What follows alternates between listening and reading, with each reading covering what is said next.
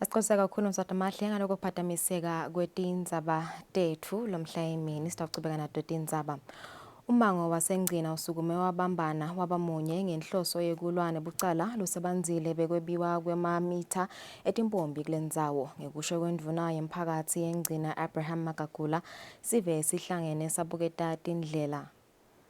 Ilinganiselwa ngetulu kwamakhulu lamathathu imiti lebelwe emamitha ngaphansi kwemphakathi wasengcina. Lokhu-ke kwase kwenta ukuthi umango usukume ubambane ubone indlela tekuthi yini lengentiwa kude kuphele lokwebiwa kwemamitha.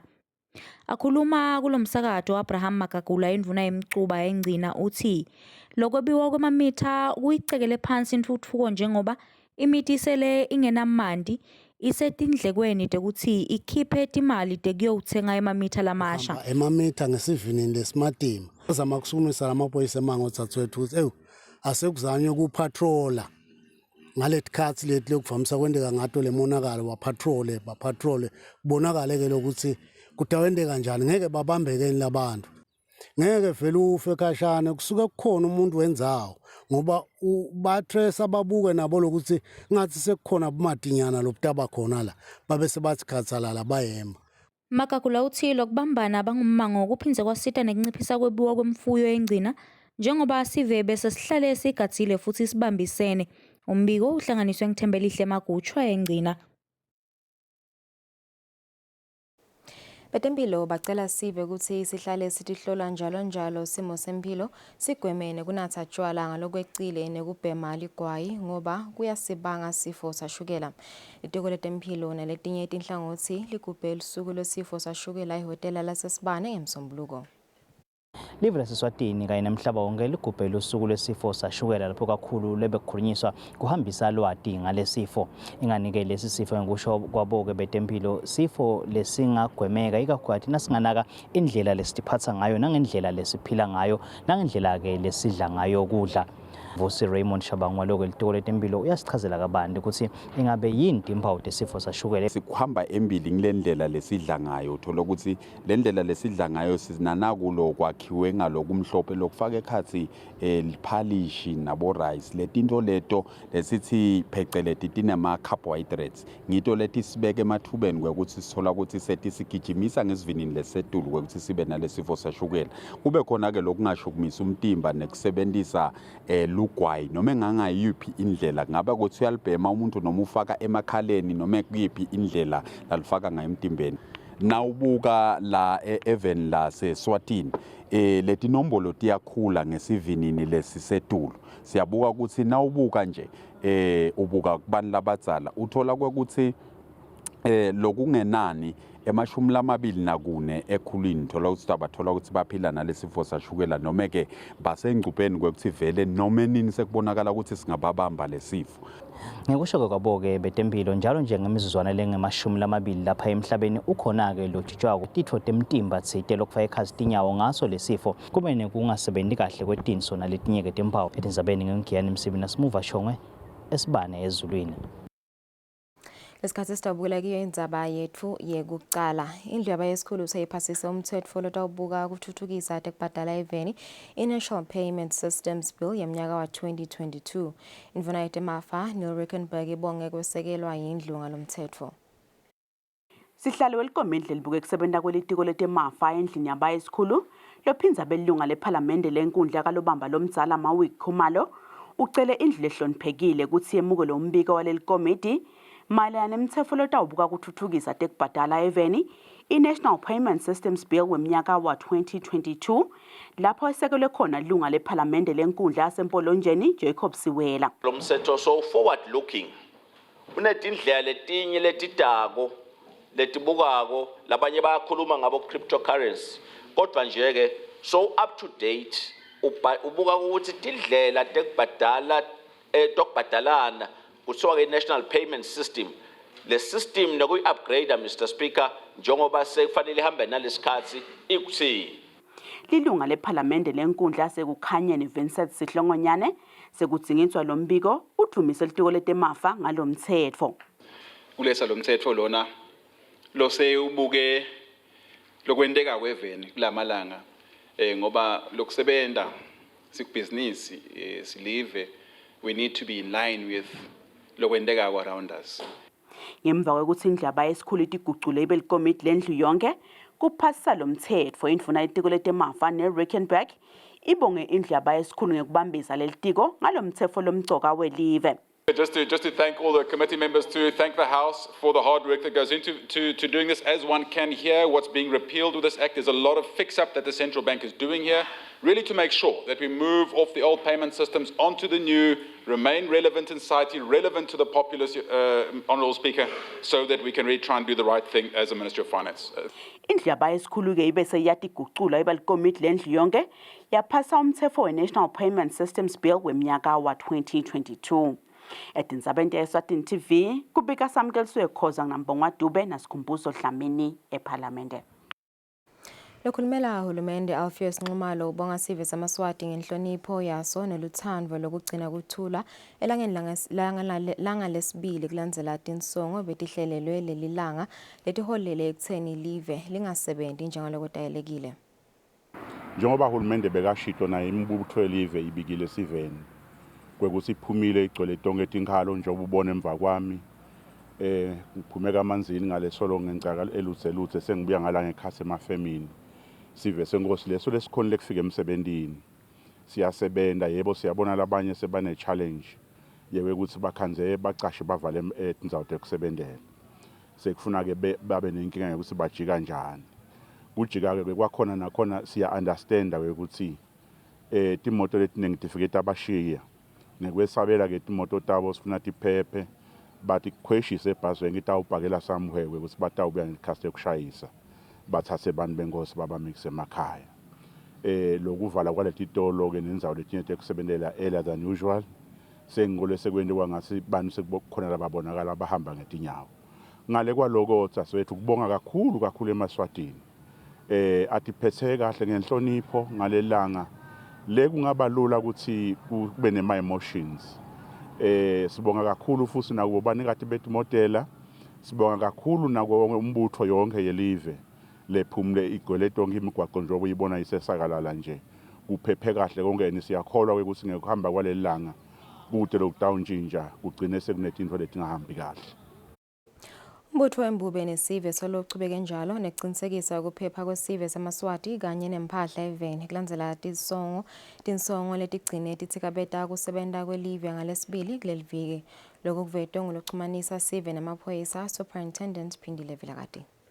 Sivele sihlolile ku onke emadolobha njengaloku sivele savuka ekseni lokwa nebusuku bakhona besibuka ukuthi sive senkosi sitawuphepha yini kulolanga lanamuhla nangempela ke kwanyalo kude imbiko lenayo lemibi leyendekile ngaphandle nje kwesitolo mhlambe lesishisiwe lapha kumathapha nakudzabuka kona kusa khona ke netindzawana lapho batama khona kubeka ama blockages kwemigwaqo singemaphoyisa ke njengaloku sikhona vele sifika masinyane kuleto tindzawo sikukhweshise lokubonakala ukuthi kuyaphatamisa lidolobha laseMbabane ke nalo lelinye lelithulile namuhla njengaloku kude kangako ipublic transport nemabhizinisi lamanengi abonakala avalile bakhona ke bantu lebe babonakala bafuna ukugetarisha lapha nalapha ticumbi letingaconzakali kahle ukuthi tinjani njengebantu ke vele laba interested ukubuka yona indzaba yephepha esiveni nekususa anything lengaveta kwesaba siyisebentile nayo ngendlela lekhona sitawuchubeka siyisebentele ilanga lonke kungaba nje kubakhuthaza abantu ukuthi nangabe mhlawumbe kukhona lokusolako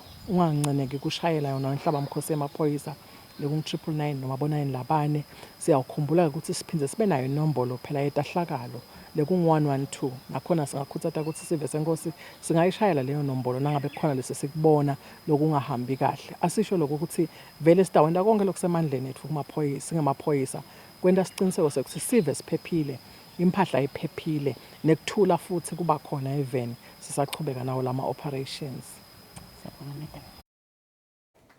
Mabhalanelo omkhulu etiko leti-70 tembuso Sipho Thabethe uthi nanomele itiko belikhiphe statimende lesithi ti-70 letingeke tiye emsebentini ngalesibili angeke tibhadalwe kodwa ke ngoba bekude kwekuhamba lokwetfwala sive angeke batisole ti-70 natingakhoni kufinyelela emsebentini. Kulandzela imemo lekhishwe ngumabhalane lomkhulu welitiko letisebenti tembuso Sipho Thabethe ngemsombuluko lebeyithi tonke tisebenti tibhekeke emsebentini ngelisuku lwangesibili lapho bekuhlongotwa khona ukuthi kutawube kunemshuco lomkhulu edolobheni eMbabane.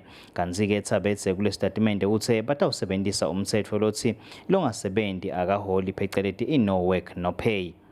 Kulandzela-ke ukuthi bekude kwekuhamba lokuthwala sive kokusa cishe emadolobheni onkhana ilive laseSwatini lekungikona-ke tisebenti tikusebentisa kuya emsebentini naletifisileke kusebenta tangakhoni lo mtsetfo ingabe bewutawuchubeka usebente yini.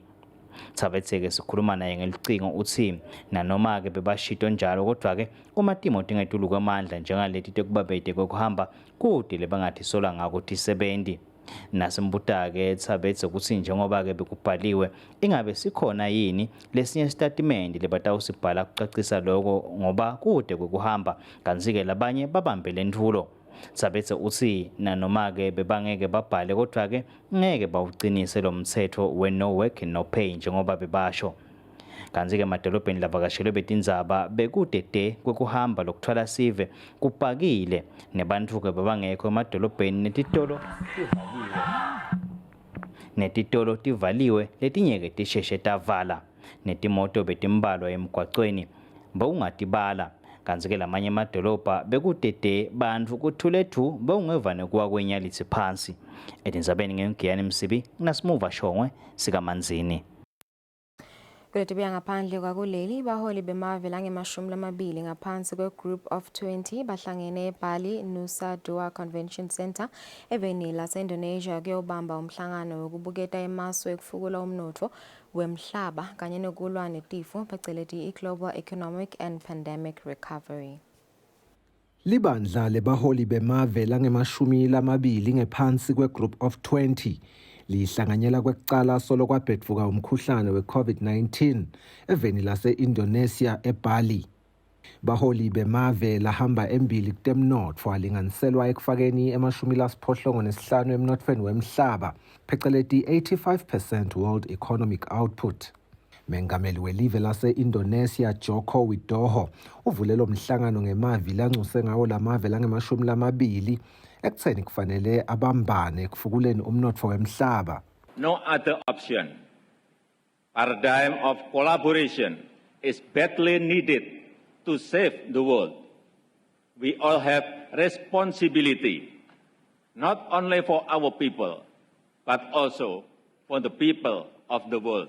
Kulo mhlangano walamave wa 2022 tinenge tindzaba tetimpi letichubekako emhlabeni letihanjiswa embili etindzabeni lokufanele tikhulunyiswe. Mengameli welive laseMelika Joe Biden wetfule inkhulumo yakhe embi kwebaholi wacinisekisa kutsi angeke kube nalenye i-Cold War phakathi kwelive leMelika nelase-China. We're very blunt with one another about places where we disagreed or where we were uncertain of each other's position, and we agreed we'd set up, and we did, mechanisms whereby we would meet in detail with the key people in each of our administrations to discuss how we could resolve them. Biden wetfulele inkhulumo yakhe ngemuva kwekutsi ahlangane namengameli wase-China Xi Jinping kwekucala solo angena ehhovisi lekuba ngumengameli waseMelika. Umbiko uhlanganiswe nguSifiso Nxumalo kanti titfombe titfolakele kaFrance 24.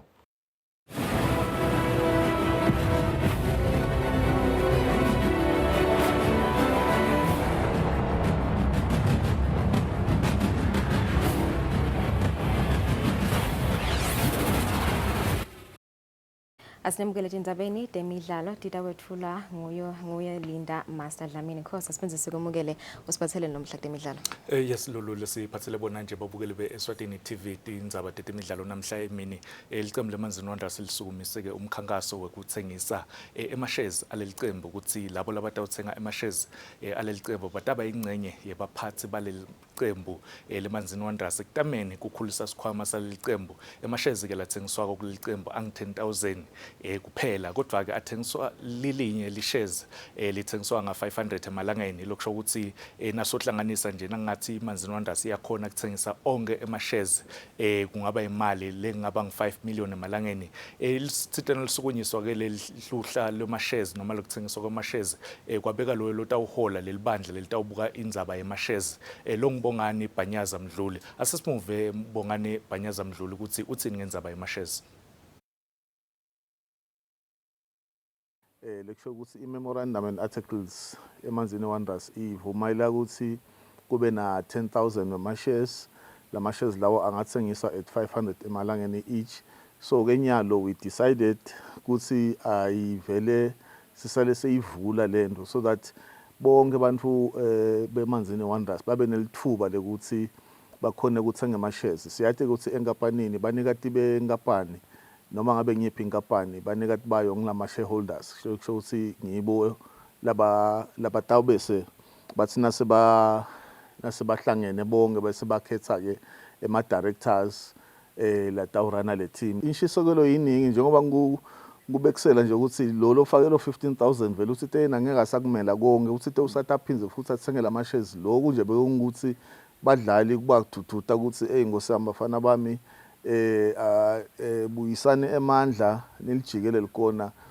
Sitena sikhuluma last week lenzaba kwavele kwaba nelisasa saleliningi stasina siyalungisa nje masinyane sidabe siyilauncha le program lena yema-shares. Siyathemba ukuthi onke maweseli onke emagumbini nalamanye omhlaba vele ngicabanga ukuthi batawathenga onke lama-shares ibuye ithi. Sichubeka nato nje temidlalo talapha ekhaya letibuya emidlalweni wesibhakela. Umshayi wesibhakela walapha ekhaya Thabiso Dlamini ungilabanye bebashayi besibhakela noma abadlali betemidlalo labangaphasi kwe-scholarship noma umfundza esikolwa wayo inhlangano lebuke imidlalo ema-Olympics kanye nale ema-Commonwealth iyoga lapha eVeni. Kutholeke lithuba lekuhamba ayotilolonga eVeni laseRussia. Le nhlangano iyoga yakha sivumelwano nayo inhlangano leshaya umdlalo wesibhakela khona eVeni laseRussia ukuthi labanye bashayi besibhakela balapha ekhaya bahambe bayotilolonga khona eVeni laseRussia. Thabiso Dlamini ke yena socetha inyanga noma lamhla ucetha inyanga akhona eVeni laseRussia. Thabiso Dlamini utawuhlala sikhathi lesingangaminyaka wonke eVeni laseRussia solo atilolonga nalo likhethelo lesive lakhona eRussia. Utathi nakasuka ke Thabiso khona eRussia avele aconze eFrance lapha khona kutabe kunema emidlalo yema-Olympics 2024. Sethemba nje ukuthi umfana wasekhaya njengoba sambona ahamba aya eAustralia kuma-Commonwealth Games, sambona ahamba aya kuma-Commonwealth Games ase-Birmingham kulomnyaka losetulu, kuthi eminyakeni wa-2024 lako la kuthole khona eVeni laseRussia utakusebenzisa ngendlela lefanele. Bokatona tindzaba letichamuka ngaphandle kwaleli temidlalo likhethelo noma umdlalo wabomake weMamelodi Sundowns wemidlalo webhola licembu leMamelodi Sundowns labomake bedlala ke indzabe yeAFCON yabomake. Lendzabe ke yeAFCON bese ingene eminyakeni wesibili lapho khona lelicembu leMamelodi Sundowns bekungilo ke lebelivikela lendzabe kulandzela ukuthi eminyakeni lophelile nayiqala lendzabe lakhona ukuthi liyinqobe. iMamelodi Sundowns bomake ke lingena ke kule AFCON yalonyaka ke lishaye nje emacembu alangendasi nelivekati leAfrika livela licembu lakhaya lebelimelele live bekulicembu leYoung Buffaloes langakhona ke kuchubeka licembu leYoung Buffaloes yahamba ke iMamelodi Sundowns yayodlala yawumelela sifundza lesingendasi nelive leAfrika yahamba nelicembu laseZambia ihambile ke iMamelodi Sundowns yagcina ifikile kumanqamu lapho khona ikhale phasi labanengi bebethembile ukuthi licembu leMamelodi Sundowns litayinqoba lenze likhale phasi ku-AS FAR ngamagoli lamane ecanzeni. Tindzaba ke leto lingasho ukuthi atisiko mnanzi kithi lesilangendasi nesifundza seAfrika. Ngase nangisuka ku-AFCON yabomake bese sengiyobuka nje indzabe yemhlaba kunemidlalo waseVeni laseCameroon unebuveke baseFrance njengoba kwadlalela likhethelo lesive laseFrance esigabeni sabadlali labancane ma-under 20 Brian Boma lodlala licembu leBrentford laseVeni laseNgilandi uthi nakadlala indzabe yemhlaba lokane eminyaka lengu-23 utawudlala afake onke emandla lapha ekhatsenkundleni njengoba iWorld Cup noma indzabe yemhlaba indaba ifika kanye ngemuva kweminyaka lemine. So yena Brian Mboma utawuqala kudlala utawuthemba ukuthi umqeqeshi walo likhethelo lesive laseCameroon utamdlalisa njengoba iCameroon inemave lamanye lefaka ikhathi Brazil, Switzerland neSerbia. Kodwa ke likhethelo lesive laseCameroon litawuqala umdlalo wokuqala lidlale neSwitzerland bese lilandzela ngeBrazil ligcine ngayo iSerbia. Indzabe yemhlaba ke Lulu imsakato yeSwatini TV utabe absakata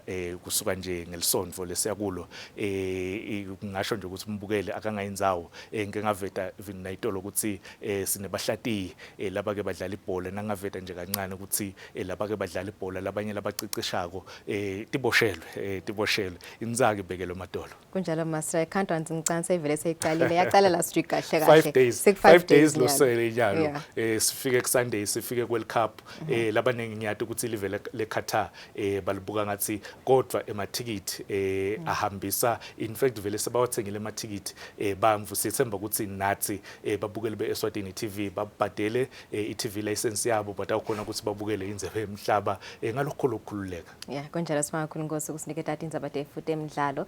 It's 25 minutes after 1 sithi phasa lapho indzaba tetfu lo mhla emini simakhulu ukuthi nibe nathi leti tawulandzela tingensimbi esikhombisa nisale kahle.